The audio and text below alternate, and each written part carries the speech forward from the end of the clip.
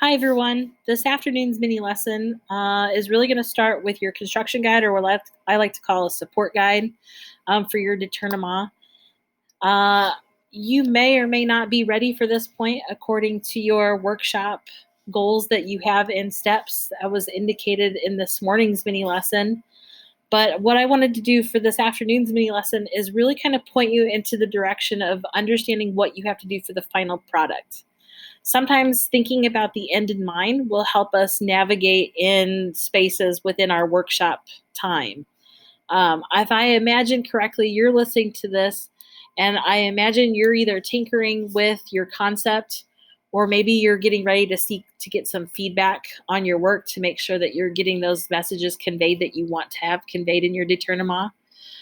This particular mini lesson is going to focus primarily on the very end of all this work. So as we move forward in these spaces today and also into tomorrow, on this construction guide or the support guide, we've covered part 1 and part 2 pretty thoroughly. What I wanted to do now is to cover part 3 as you kind of see the end in mind. So in terms of what it means to publish and present your work, you'll see to the very far right, this was my example that I chose to create out of a Norman Rockwell piece entitled The Family Dinner, I believe is what it was called. So I chose to cut the background out of my détournement to put like shadows of people. I decided to blind the people eating at the table, and you see the head of the table where the host and hostess are feeding people these different types of ideas that we see in the media. So this idea, this head of the table being these media spaces or these maybe lack of credible sources, and then people who just tend to eat up this material or who believe all these ideas. You'll see that I named my détournement art, and I also have a QR code explaining the things that I just explained to you.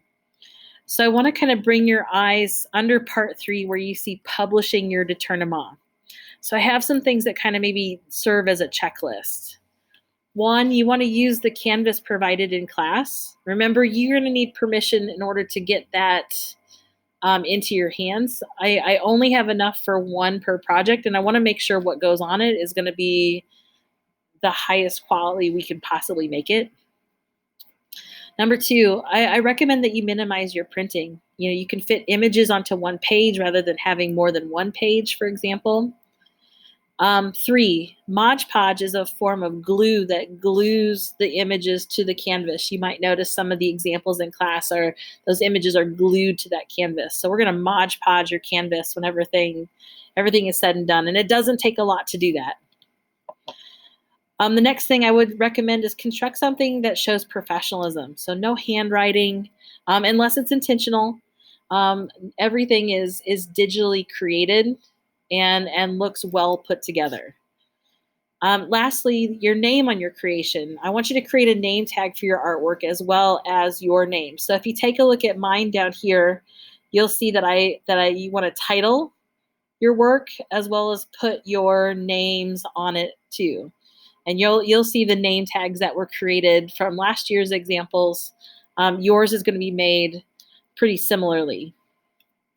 What does it mean to present your détournement? So rather than having everybody stand up one by one and giving these whole class presentations, one of the things we're going to do is that we're going to go through a gallery walk, and we're going to be recording our voices and using a QR code. I'd like to go over all that stuff in class. So that's not something that we have to necessarily tackle right now in this mini lesson, but there are things that you can plan for in order to be ready for that recording.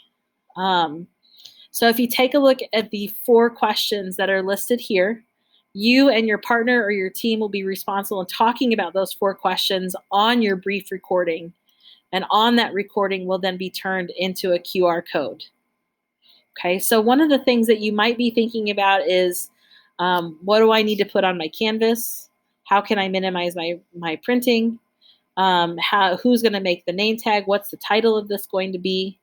How can I get started on working on my reflection questions? Again, let me reiterate, this may not be something that you're ready for right now, but it will be something that you're moving towards, whether that be today or even into tomorrow morning or tomorrow afternoon.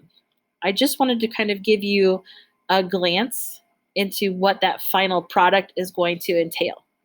You have access to this part. It is part of your support guide, and you can go through and start working on this part of this document by adding the answers to your questions and being ready to record.